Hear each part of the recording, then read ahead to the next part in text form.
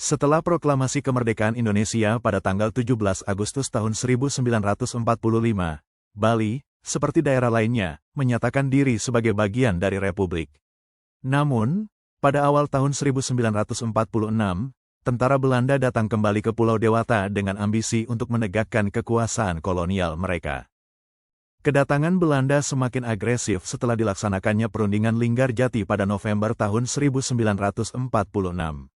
Salah satu isi perjanjian itu menyebutkan bahwa Belanda secara de facto hanya mengakui wilayah Republik Indonesia meliputi Jawa, Madura, dan Sumatera.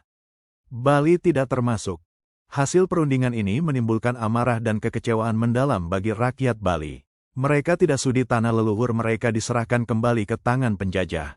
Pemimpin tertinggi militer di Bali, Letnan Kolonel I Gusti Ngurah Rai, yang baru saja kembali dari konsultasi di Markas Besar Tentara Republik Indonesia, TRI, di Yogyakarta, menolak mentah-mentah upaya Belanda untuk mendirikan negara boneka, Negara Indonesia Timur, NIT. Ngurah Rai pun memimpin pasukannya, yang dikenal sebagai pasukan Ciungwanara, untuk melawan Belanda. Aksi perlawanan Ngurah Rai dimulai dengan strategi yang berani. Pelucutan senjata, tanggal 18 November tahun 1946. Untuk mendapatkan persenjataan, pasukan Ciungwanara melancarkan serangan kejutan ke markas pertahanan Belanda di Tabanan. Operasi ini berhasil melucuti senjata dari polisi NICA. Merasa terancam dan marah atas pelucutan senjata ini, Belanda segera mengerahkan pasukan dalam jumlah besar dari seluruh Bali untuk memburu Ngurah Rai. Menyadari kekuatan musuh yang jauh lebih unggul, Ngurah Rai memerintahkan pasukannya untuk bergerak ke Desa Marga, wilayah yang strategis dengan topografi perbukitan. Disinilah mereka bersiap untuk menghadapi pertempuran terakhir. Pada dini hari tanggal 20 November tahun 1946, pasukan Belanda mulai mengepung Desa Marga dari berbagai arah.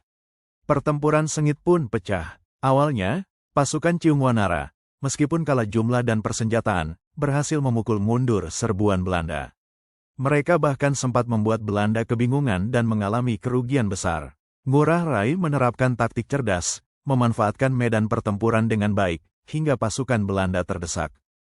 Belanda, yang merasa dipermalukan dan tidak mampu menembus pertahanan para pejuang, meminta bantuan dari Lombok. Mereka juga mengerahkan seluruh armada militernya, termasuk bantuan dari pesawat tempur untuk membombardir posisi pasukan Ciungwanara dari udara. Dalam situasi yang genting, terdesak, dan tanpa harapan bantuan datang, I Gusti Ngurah Rai menyadari bahwa pertempuran ini tidak akan mungkin dimenangkan. Ia dan seluruh pasukannya telah dikepung rapat oleh serangan darat dan udara musuh. Di tengah kepungan tembakan mortir dan serangan udara, I Gusti Ngurah Rai mengirimkan pesan terakhir yang legendaris kepada pasukan Belanda. "Kami tidak akan pernah kembali. Lebih baik mati daripada menyerah."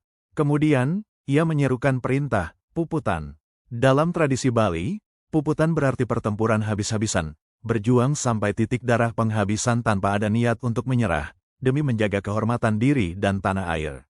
Maka, pada tanggal 20 November tahun 1946, I Gusti Ngurah Rai bersama seluruh 96 anggota pasukan Ciungwanara yang tersisa, maju menyerang secara terbuka, bertempur dengan gagah berani melawan gempuran tentara Belanda yang bersenjata lengkap.